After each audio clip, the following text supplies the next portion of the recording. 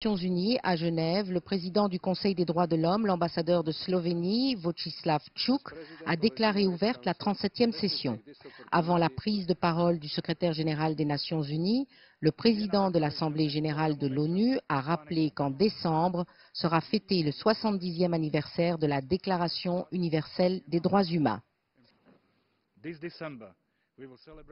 Ce décembre, nous fêterons 70 ans depuis l'adoption de la Déclaration universelle des droits de l'homme. Ceci fut une réalisation historique. Elle a permis à la majorité d'entre nous de grandir dans un monde dans lequel les droits de l'homme sont acceptés de manière universelle. Ainsi, il est aisé d'oublier que cela n'a pas toujours été le cas. Le secrétaire général des Nations Unies, Antonio Guterres, a pour sa part rappelé que le respect des droits de l'homme est la meilleure stratégie de prévention.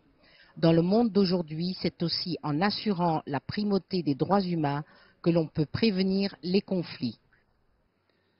À ce propos, je tiens à dire clairement que lorsque nous parlons de droits humains, nous nous référons à l'ensemble des droits civils, politiques, économiques, sociaux et culturels dont le caractère universel a été reconnu dans la déclaration.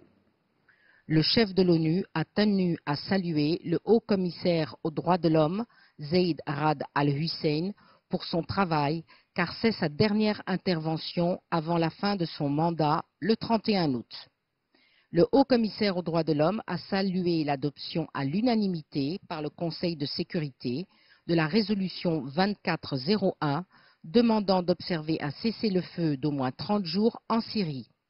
Sous un tonnerre d'applaudissements, Zeid al-Hussein a affirmé que ce fut un grand honneur pour lui dans sa vie d'avoir eu à travailler avec les défenseurs des droits de l'homme.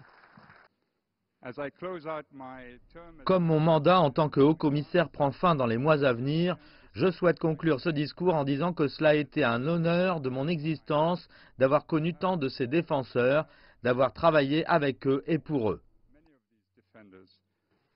Pour sa première intervention en tant que ministre des Affaires étrangères de la Suisse et représentant du pays hôte, Ignazio Cassis a pris la parole dans un lieu emblématique qu'est le Conseil des droits de l'homme.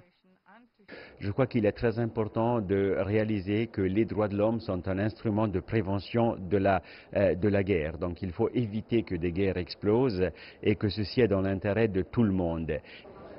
Durant les 3 jours à venir, nous assisterons au segment de haut niveau où divers chefs de gouvernement ainsi que des chefs d'État vont défiler ici, derrière moi, dans la salle 20 du Palais des Nations à Genève.